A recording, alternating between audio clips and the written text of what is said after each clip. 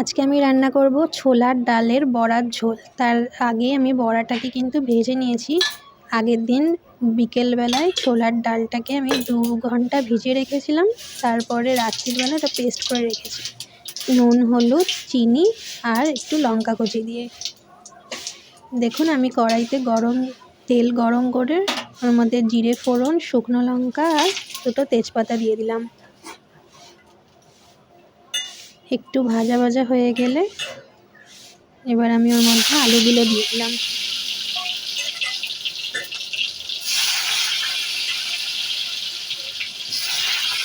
আলুগুলো হালকা ভেজে নেব।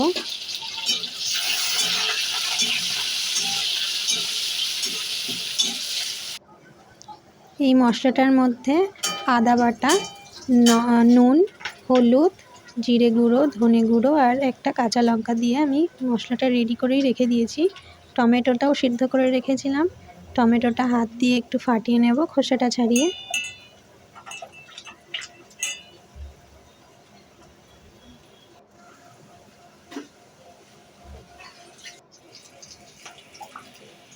আলুগুলো ভাজা ভাজা হয়ে এসছে।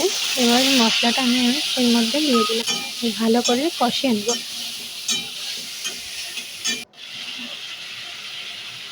টমেটোটাও দিয়ে দিলাম, ভালো করে একটু কষিয়ে নেব।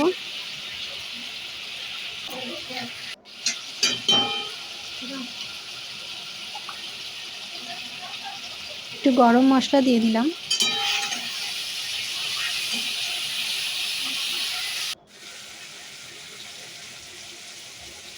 এর মধ্যে আমি 2 চামচ চিনি দেবো। একটা নিরামিষ রান্না তো, আর আমরা একটু সব রান্নাতেই চিনি খাই।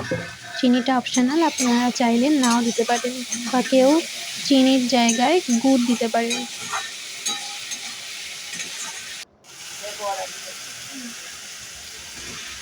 এবার বড়াগুলো দিয়ে দেবো। মশলাটা কিন্তু আমার কষানো হয়ে গেছে। বড়াগুলো দিয়ে ভালো করে কষিয়ে নেব। পরিমাণ মতো জল দিয়ে দিলাম, ভালো করে ফুটিয়ে নেব।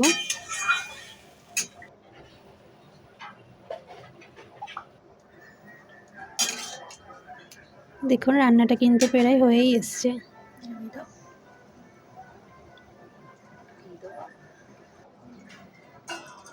রেডি হয়ে গেছে আমার ছোলার ডালের বড়ার ঝোল।